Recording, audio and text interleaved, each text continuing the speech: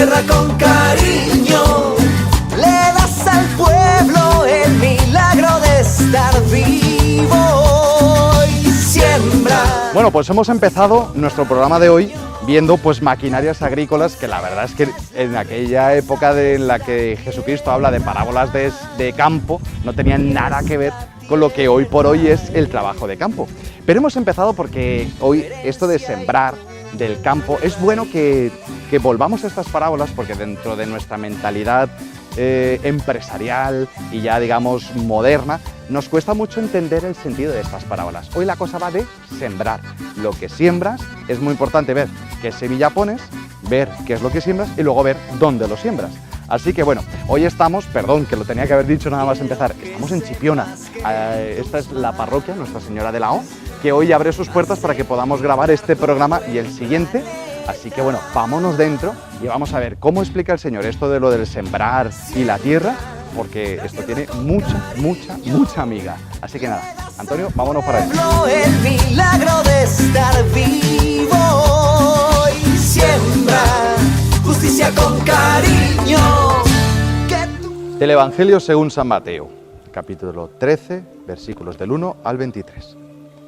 Aquel día salió Jesús de casa y se sentó junto al lago. Y acudió a él tanta gente que tuvo que subirse a una barca. Se sentó y la gente se quedó de pie en la orilla. Les habló mucho rato en parábolas. Salió el sembrador a sembrar. Al sembrar, un poco cayó al borde del camino. Vinieron los pájaros y se lo comieron. Otro poco cayó en terreno pedregoso, donde apenas tenía tierra y como la tierra no era profunda, brotó enseguida, pero en cuanto salió el sol, se abrasó y por falta de raíz se secó. Otro poco cayó entre zarzas que crecieron y lo ahogaron. El resto cayó en tierra buena y dio grano, unos 100, otros 60 y otros 30. El que tenga oídos, que oiga. Se le acercaron los discípulos y le preguntaron: ¿por qué les hablas en parábolas? Él les contestó: a vosotros se os ha concedido conocer los secretos del reino de los cielos y a ellos no. Porque al que tiene se le dará y tendrá de sobra, y al que no tiene se le quitará hasta lo que tiene. Por eso les hablo en parábolas, porque miran sin ver y escuchan sin oír ni entender. Así se cumplirá en ellos la profecía de Isaías. Oiréis con los oídos sin entender. Miraréis con los ojos sin ver, porque está embotado el corazón de este pueblo. Son duros de oído, han cerrado los ojos para no ver con los ojos, ni oír con los oídos, ni entender con el corazón, ni convertirse, para que yo los cure. Dichosos vuestros ojos porque ven y vuestros oídos porque oyen. Os aseguro que muchos profetas y justos desearon ver lo que vosotros veis y no lo vieron, y oír lo que oís y no lo oyeron. Vosotros oíd lo que significa la parábola del sembrador. Si uno escucha la palabra del reino sin entenderla, viene el maligno y roba lo sembrado en su corazón. Esto significa lo sembrado al borde del camino. Lo sembrado en terreno pedregoso significa el que la escucha y la acepta enseguida con alegría, pero no tiene raíces, es inconstante. Y en cuanto viene una dificultad o persecución por la palabra, sucumbe. Lo sembrado entre zarzas significa el que escucha la palabra, pero los afanes de la vida y la seducción de las riquezas la ahogan y se queda estéril. Lo sembrado en tierra buena significa el que escucha la palabra y la entiende. Ese dará fruto y producirá 100 o 60 o 30 por uno. Palabra del Señor. Bien, hoy es difícil hacer un comentario porque es que hoy el Señor en el Evangelio nos da la parábola y nos la explica. Pero quiero empezar con la parte de la mitad, ¿no? Dice el Señor, los apóstoles, que ¿por qué habla el Señor en parábolas? ¿Por qué nos hablas en parábolas? Dice, para que teniendo ojos no vean, teniendo oídos no oigan. Y es que realmente el Señor habla en parábolas para que quede de manifiesto la intención de los corazones. Esto es un punto. Permitidme un paréntesis antes de entrar a la parábola del sembrador. Es un punto muy interesante. Todos quisiéramos que Dios hablara y actuara y se revelara de tal forma que no hubiera lugar a dudas. O sea, Dios tendría que abrir las nubes y decir: hey, señores, que yo existo. Pero Él ha querido utilizar las parábolas y Él ha querido actuar de tal forma que el que, aun teniendo ojos, no vean. ¿Por qué? Porque su corazón está embotado. Por eso los limpios de corazón verán a Dios, decía el Señor en las bienaventuranzas. Y en ese sentido, las parábolas, el que tiene la rectitud de intención, las capta y sabe lo que quiere decir. Pero no todos, el que está con el corazón endurecido.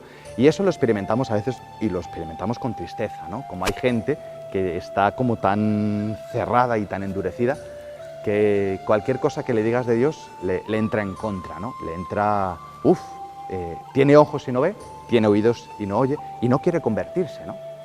Y por eso el Señor deja siempre y respeta siempre esa libertad. Él pone una parábola y lo deja, ¿no? Y pone esta parábola, ¿no?, de los distintos sitios donde cae el sembrador. Hemos empezado viendo imágenes de maquinarias, ¿no?, agrícolas, pero en aquella época, ¿por qué cae en tantos sitios? Porque el que sembraba, ¿no?, nosotros estamos acostumbrados a hacer surcos, ¿no?, y que la semilla caiga en el sitio, pero el sembrador lo que hace es que él tira la semilla y luego después va arando, ¿no?, y por eso la semilla cae cada vez en un sitio diferente. Estos que están con el corazón embotado, ¿no?, endurecido, es como la semilla que cae en el camino, y como está tan duro, pues la semilla no entra, es incapaz de entrar, y por eso pues se la comen los pájaros y se la llevan, ¿no? Es lo que le pasa a mucha gente, ¿no? Cuando tienes el corazón endurecido, Dios puede dar su semilla, pero nada. Otros dice que caen entre la piedra y no tienen profundidad, ¿no?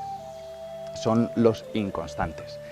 O, como decimos muchas veces, ¿no?, los católicos de la BBC, boda, bautizos, comuniones. Llevo el niño a bautizar, 8 o 9 años después llevo el niño para que haga la comunión, ¿no? Si algún día me caso por la iglesia, pues volveré a ir, o voy a las bodas de los amigos, y al final, pues el día que me muera, pues me llevarán, ¿no? Como decía uno de broma, dice, al final te van a traer a la iglesia, así que mejor ven por ti mismo. Pero es verdad que si no hay una constancia, ¿no?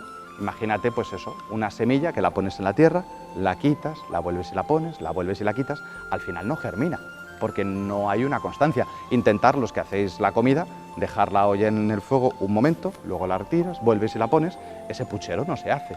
Lo mismo nuestra fe, necesita una constancia, y generalmente es lo que más nos cuesta, para todo, la constancia.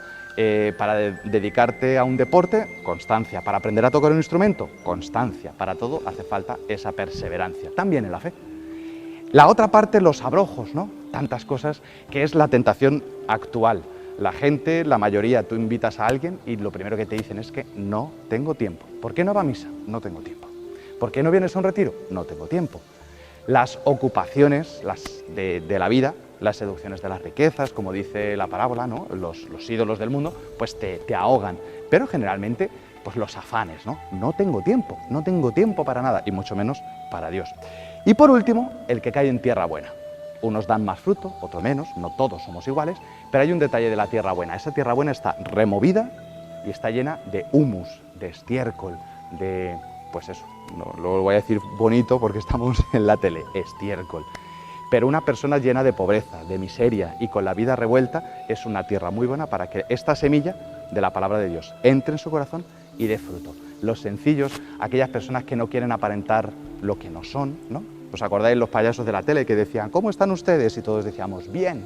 Pero aquellos que abren su corazón y reconocen que no todo está bien y que su vida está llena de humus, de una vida que no es perfecta. Y ahí es donde Dios entra y da fruto, 30, 60, 100, cada uno damos un fruto, ¿no? Pero lo importante, y para concluir, es que el centro es el poder que tiene esta semilla. El poder que tiene la palabra de Dios. Se caiga donde caiga, hoy ponemos el énfasis en los distintos lugares donde puede caer. Pero el centro es esta palabra que tiene el poder de transformar la vida. Por eso el Señor siembra y nos llama también a nosotros poder sembrar. Por eso hacemos estos programas y muchas otras cosas para poder seguir sembrando la palabra de Dios. Hoy más que nunca la Iglesia ofrece toda su ayuda. En el nombre del Padre y del Hijo. Sumando X logramos un mundo mejor. Y topamos con la Iglesia, y en este contexto de la parábola del sembrador vamos a poner un pequeño resumen, ¿no?, de porque el Papa también ha aportado como todos los domingos en el Ángelus, algunas ideas fundamentales sobre esta parábola también del sembrador. Así que, bueno, desde la capilla del Sagrario de esta parroquia, pues topamos con la Iglesia, el Santo Padre y su reflexión de esta parábola. Muy cortito, así que no os lo perdáis. Atentos. Dios siembra semillas buenas y también nosotros somos sembradores. Nuestras palabras pueden hacer tanto bien, así como tanto mal. Así el Papa Francisco ha hablado de la parábola del sembrador, comentando el Evangelio de este domingo, antes de la oración del Ángelus. Recuerden, ha agregado, aquello que cuenta no es lo que entra, sino lo que sale de la boca y del corazón. La parábola del sembrador, ha explicado el Papa, nos recuerda que nosotros somos el terreno donde el Señor echa incansablemente la semilla de su palabra y de su amor. ¿Con qué disposición la cogemos? ¿Cómo está nuestro corazón? ¿A qué terreno se parece? ¿A un camino? ¿A un pedregal? ¿A unas zarzas? Depende de nosotros convertirnos en terreno bueno, sin espinas ni piedras, pero formado y cultivado con cuidado, para que pueda dar buenos frutos para nosotros y para nuestros hermanos. Bueno, como lo prometido es deuda, hoy volvemos a retomar el tema de católicos sin complejos, buscando o intentando ayudaros a que seáis católicos sin complejos, sin vergüenza, católicos sin vergüenza de vivir vuestra fe, de estar preparados y formados para poder dar, es verdad que San Pedro dice, hay que dar razón de nuestra fe, no consiste tanto en daros argumentos para que peleéis o para que ganéis el debate, ¿no? Y irte a casa con el sentimiento de decir, los he dejado callados, ¿no? Sino pues, saber dar razón de nuestra fe pues desde la información y la formación correcta. Hoy volvemos a preguntarle a Ignacio Gaztelu, que ya tuvimos una primera entrevista para hablar sobre la Inquisición y todos estos temas. Y bueno, como también otro tema muy típico es el tema de las cruzadas, ¿vale?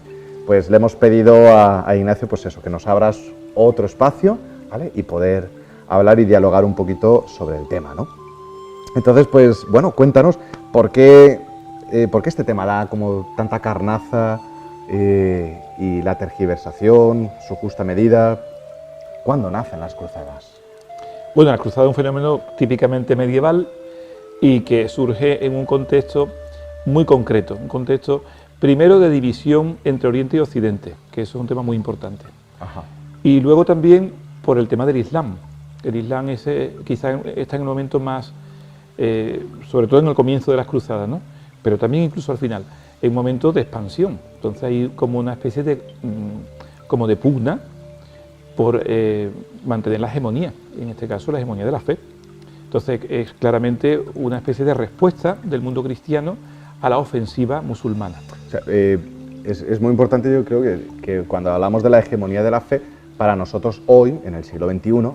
Por lo menos estamos hablando de los cristianos, estamos hablando de cuando hablamos de fe, ya no tenemos el concepto de política ni de expansión imperial, cosa que a lo mejor en la Edad Media sí existía, tanto en musulmanes como en cristianos, y que es un dato que yo creo que es muy importante traer a colación, de que si nos vamos 500 años atrás, cuando estamos hablando del imperio cristiano, estamos hablando del imperio romano, germánico, por así decirlo, y el imperio musulmán, estamos hablando que es una expansión política y a la vez religiosa. Sí, sí.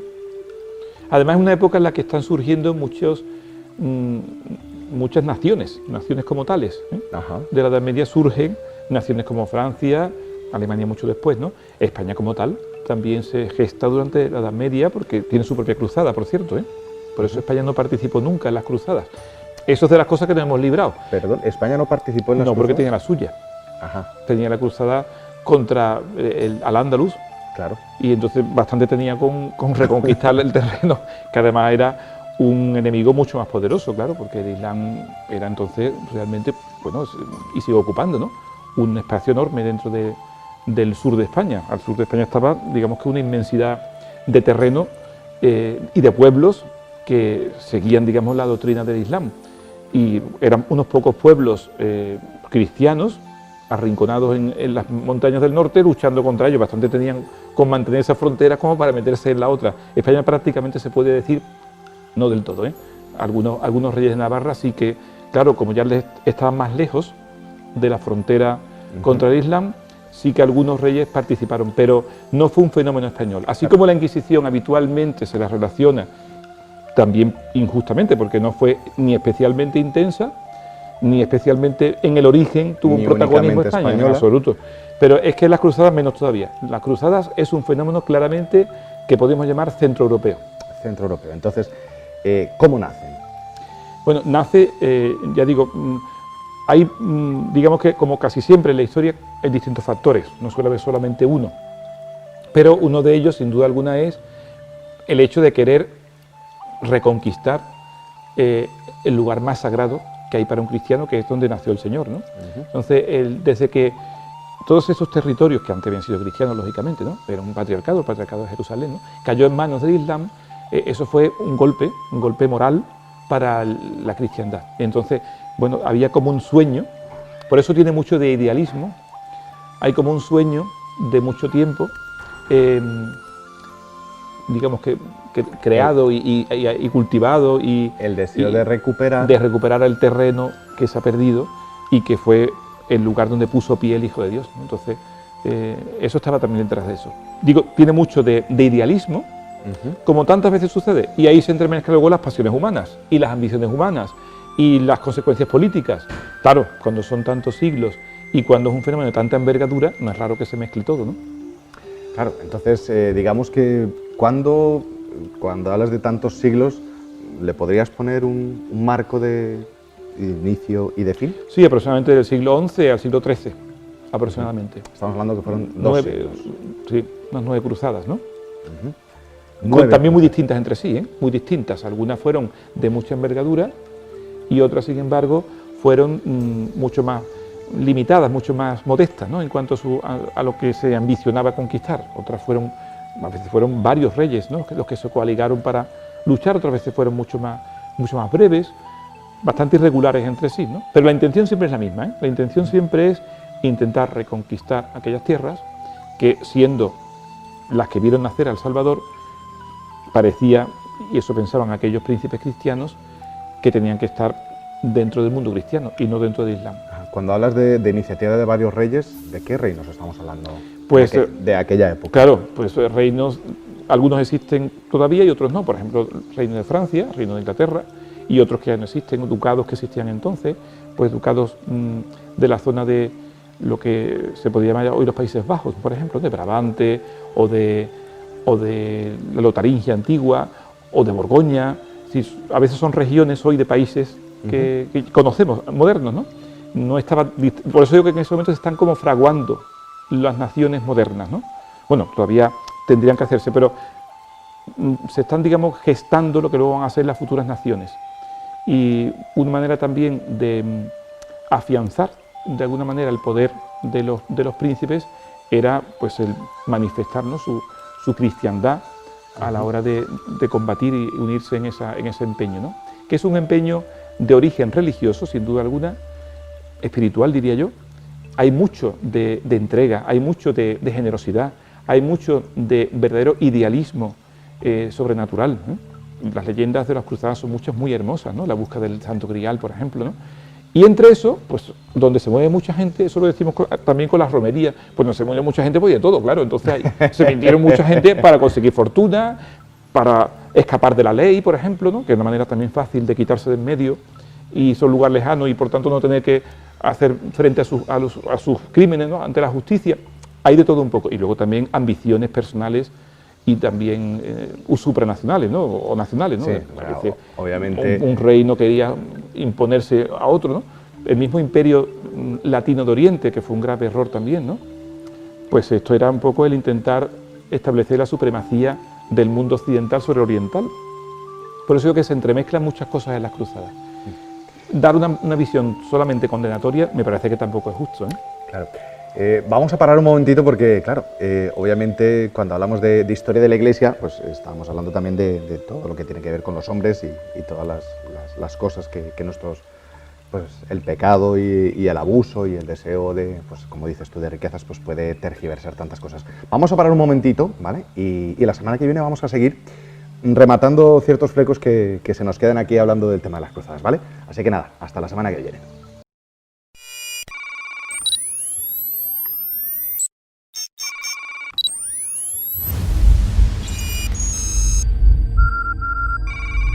Repasando las redes, con esta parábola del sembrador, vamos a compartir un vídeo de nuestros amigos de Balibán. Sabéis que tienen un material fantástico para niños sobre las parábolas, así que vamos a escuchar una vez más la parábola del sembrador, pero musicalizada. Así que nada, adentro vídeo.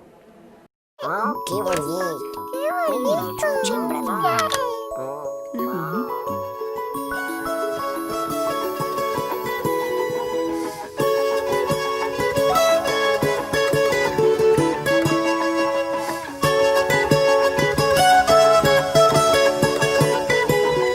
Salió muy temprano un sembrador, tirando semillas en derredor.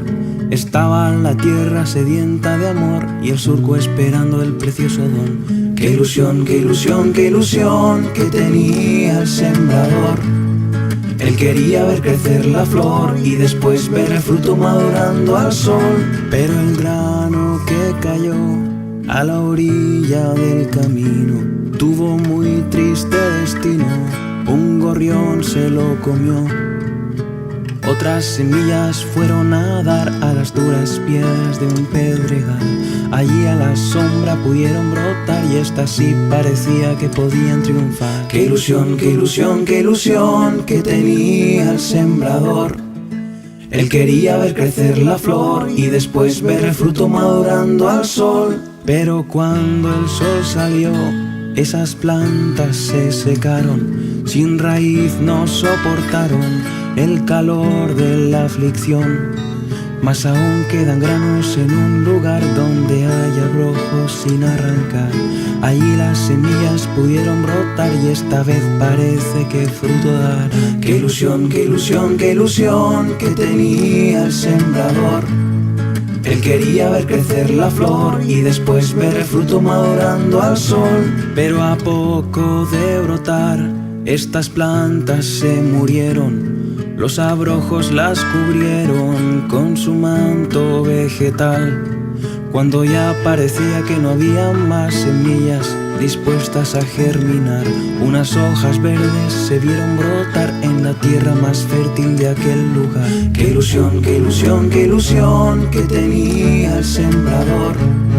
Él quería ver crecer la flor y después ver el fruto madurando al sol. Con profunda raíz estas plantas germinaron y con su verdor pintaron aquel suelo cual tapiz. Como premio de color a esa tierra generosa surgen flores tan hermosas que deslumbra su esplendor. Y esta bella historia no acaba aquí, lo mejor todavía lo tienes que oír, pues salieron frutos por cientos o mil y aquel sembrador cosechó muy feliz.